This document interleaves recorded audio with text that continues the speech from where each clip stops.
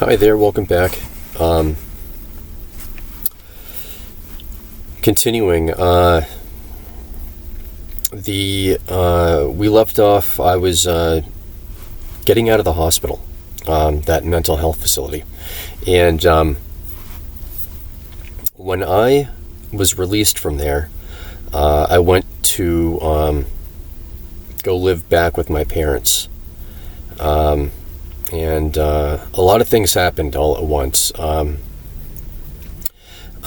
thing I did was I did set up an appointment with a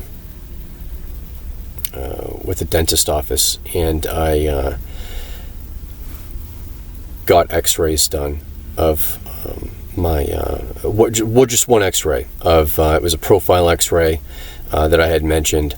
That would be the first X-ray that I had done. I got that X-ray and I put it in a large yellow folder, and I kept it in a safe place. From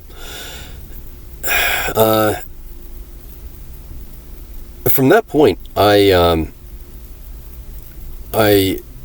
really started. I started getting out. I met some old friends that I hadn't seen in a long time. It was really nice. I got a job working at a restaurant. I had wanted to open a restaurant. I thought it was just one of the things that I thought I might like to do. I'd always enjoyed cooking. I consider myself a good cook. And I've always enjoyed it. So I thought that I may pursue that. So I took up a job as a cook. Did that for about a year, and I had a really great year that year. It really was fantastic. I had what was a pretty non-existent social life because I had removed myself from society. So almost fully. I ended up having a lot of friends, reconnecting with some good friends that I had fallen, that I'd lost touch with, and that year was really fantastic. I ended up. I stayed at that restaurant for about a year. Turns out my love for cooking would have to be reserved just for myself and for friends and family to cook for. I realized I didn't really want any part of a restaurant life or ownership. I did end up enrolling in a boat school. I always liked working with my hands, and I had always been fascinated with woodworking and carpentry, and I'd always worked on my vehicles, and I was very. I felt like I was pretty mechanically inclined, and it would be a good fit. I do have to give credit to a friend of mine at the time. It really gave me the idea of going in the direction of boat building. She said that she had a friend of hers, a boyfriend or husband. I think they eventually got married. I'm not quite sure if they were at the time. But he had enrolled in this particular boat building school. And so I set my sights on it. It sounded like a really great idea. I enrolled, I got in, and started when I was 26. And that was a year-long program. It was very involved. It was, they scheduled it like a typical work day. It was an 8-hour day. And I was there until I graduated. At that point, I was 27. And I got a job. I really wanted to get a job with this one place in particular. It was a boat yard down east. I would have had to move but that would have been okay. And they worked on some really cool projects. They were, it was all traditional. It was maybe it wasn't exclusively traditional wooden boat building, but at the time that I had checked it out, they were working on making a replica of a Jamestown ship. I think a really large, traditionally planked wooden boat, and then there was another one they were building simultaneously on the other side of the boatyard. That was a newer design. It was a cold molded version, also wood, but a different method of building. I didn't get a job there, which was really unfortunate. I did get contacted by someone who was looking for a replacement for someone he had let go. He was an alumni of the school that I had just graduated from. So apparently he had called that school, and they had given a list of recently graduated students. And I was on that list, and he contacted me, and I ended up working with him. Unfortunately, it was not much wooden. It was mostly composite, which I didn't like. I hate fiberglass. I mean, I appreciate it for building material. It is, but I don't like working with it. So I worked with this guy for, it was just he and I. We worked together for nearly a year. And while we were working together, we had been asked to work on a racing sailboat at a marina in Portland. And this sailboat was to be completely refitted. It needed a lot of work. The owner was going to race it in a race called the Vendée Globe. It was an open 60 class racing sailboat. So my boss and I had been essentially contracted to work on this thing.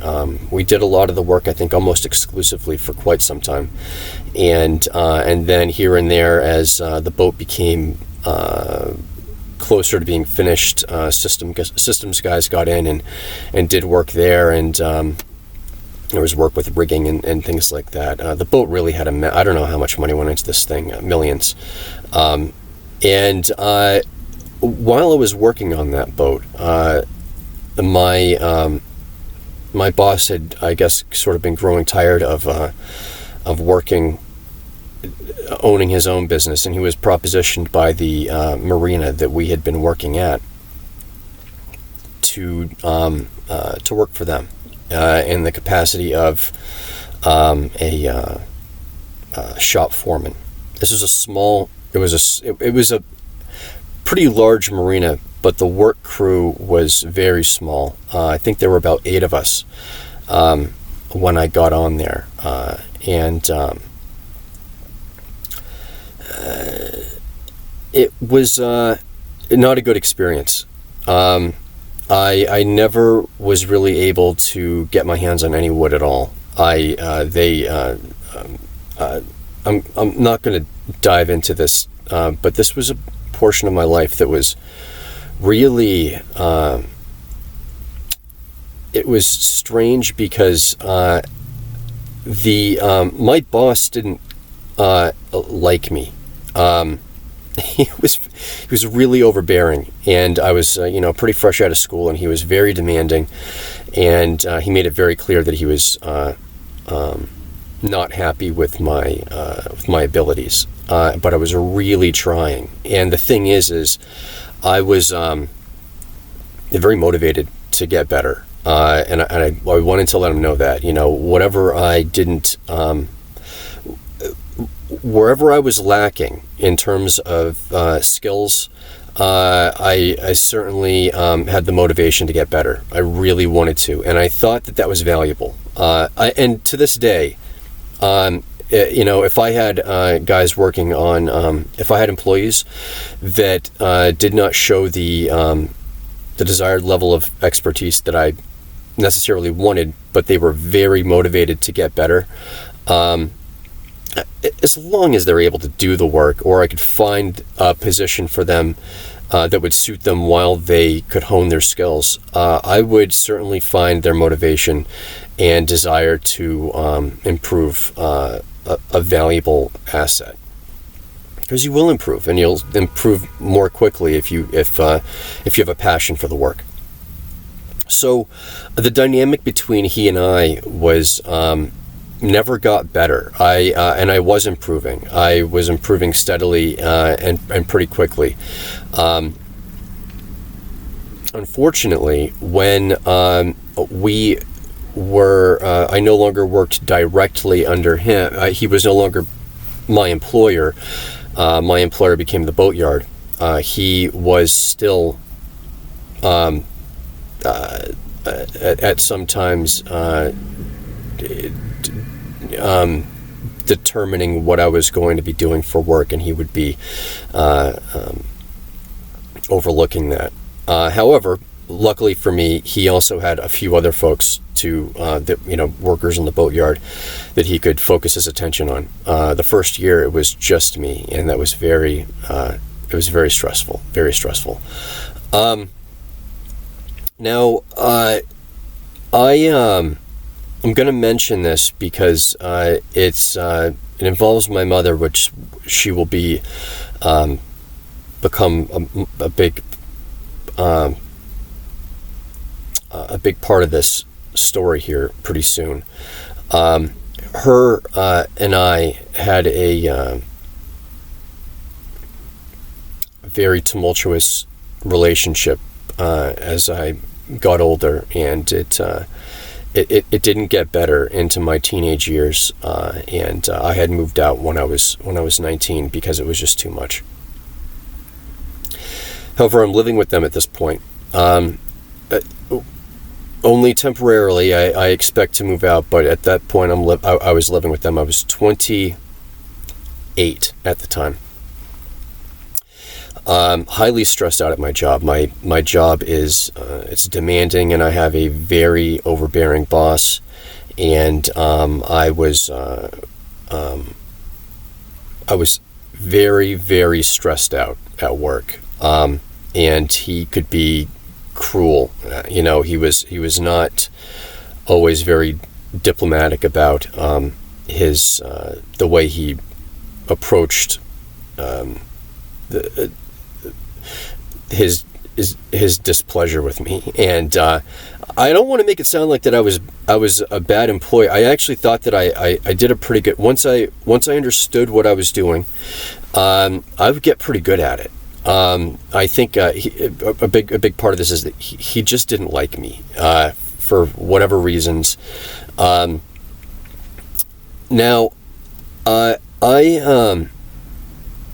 there was this one particular night was I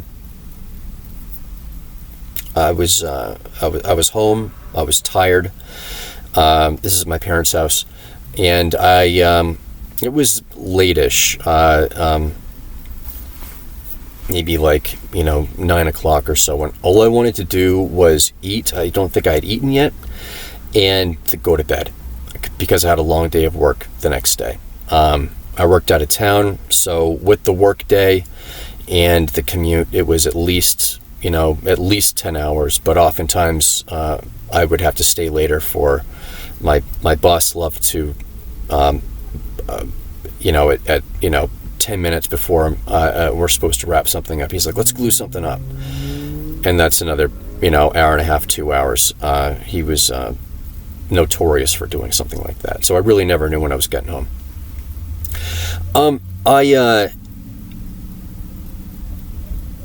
I don't know what the argument was over, but it was likely something, a typical way arguments would go with my mother and I is I would want to have nothing to do with it, and it would generally be something that didn't affect her.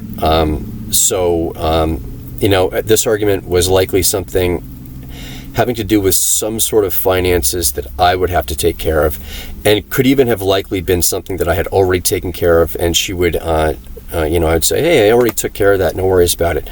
And, it may go something like, well, what if you hadn't taken care of it? Then what would you do? And it's, well, what are we going to argue about hypotheticals? I remember this argument was like a lot of other arguments. I was trying to escape it. I would try to offer a solution, or perhaps tell her I had already solved the problem, and it wasn't as big as she made it out to be in the first place anyway. But I would try to de-escalate it, and if she wasn't ready to stop arguing, she wasn't going to stop. It was getting later.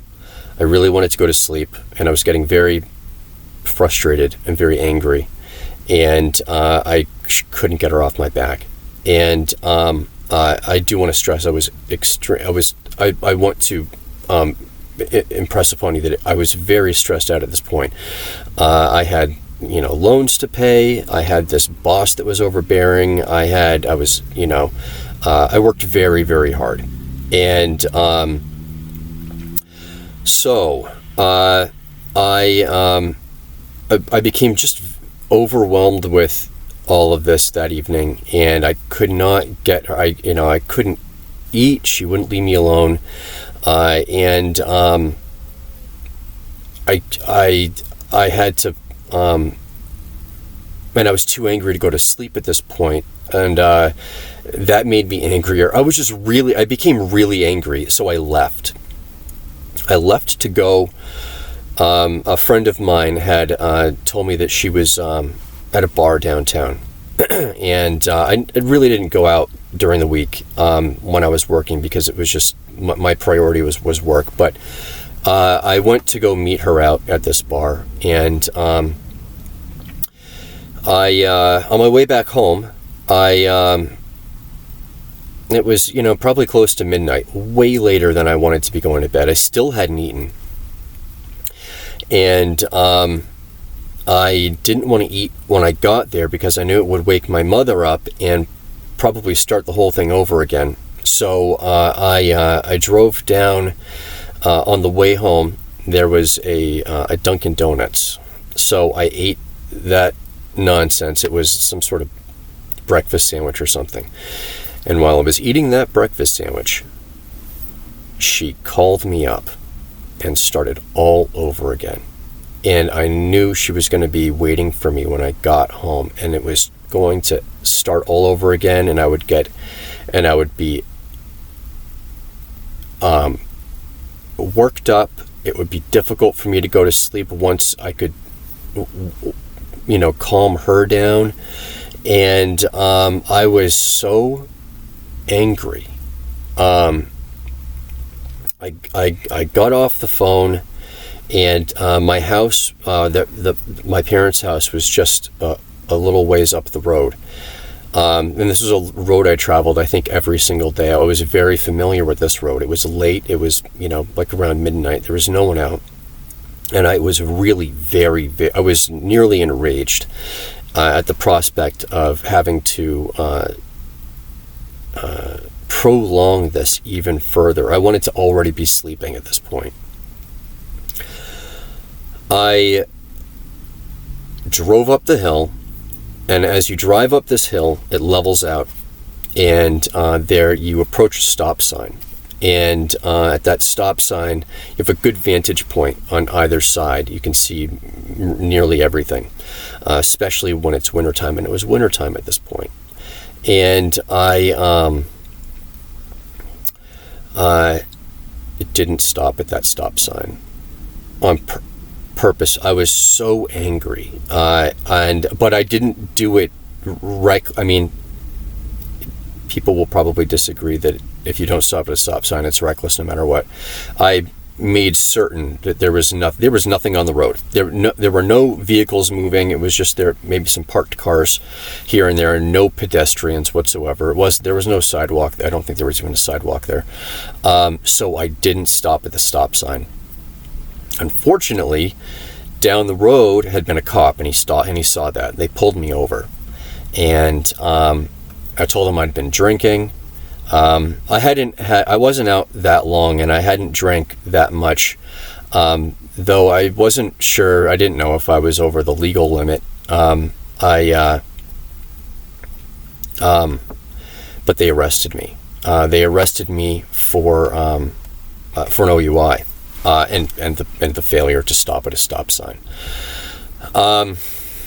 So I at the police station, they gave me a breathalyzer test. And they administered that thing over and over. I didn't realize what they were doing until later on, because I'd never had a breathalyzer test before. But every time they would give the breathalyzer test to me, they'd I remember the officer. One officer would say to another officer, he would say, that wasn't a good one, and they would give me the device to blow, and they say blow again, and then after a few times they said, all right, hold your breath. I'd hold my breath. Nope, that wasn't a good one. Hold your breath longer. To the point where they were like, hold your breath until you can't hold it anymore. And they were demanding, like, you'd better hold your breath. So eventually they stopped administering this thing, and they were satisfied with the results. And what they were doing was they were trying to get a good reading, a reading that was beneficial to them. So I spent the night in there. I got nearly no sleep. I remember they were goofing around flushing the toilet in the holding cell that I was in. So I don't think I got a wink of sleep. And I got out, went to I drove directly to work, and but this was a problem. I now had I had been charged with an OUI. I got a lawyer, and I eventually went to court to try my case. During that, I luckily we never went to trial, because there was just so happened there was a murder trial that they needed to rush through.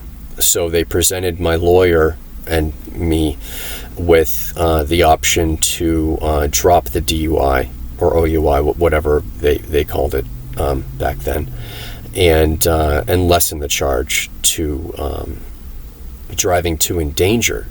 And I remember saying, I'm like, well, that doesn't sound good, driving to endanger. And my lawyer said, it is better. It's better than an OUI. I said, okay. I wish I had gone through with that, because I think that, I don't know. I'd have to rely on. I think that what they did was, I don't even know if that's legal for them to make you hold your breath like that and try to get a better reading. But they, in my opinion, they manufactured, they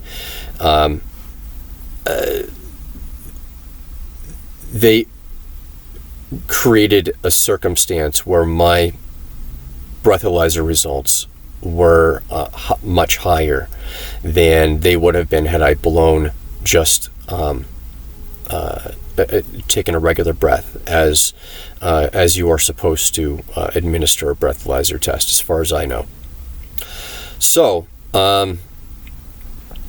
luckily I did not get an OUI. I did get a driving to endanger. That was a problem. My license had been suspended for a long time, and my mother at that point had been driving me to work. It was costing me a ton of money, because I'd pay her for the gas to drive me there, and then she'd pick me up in the afternoon. So I was paying for two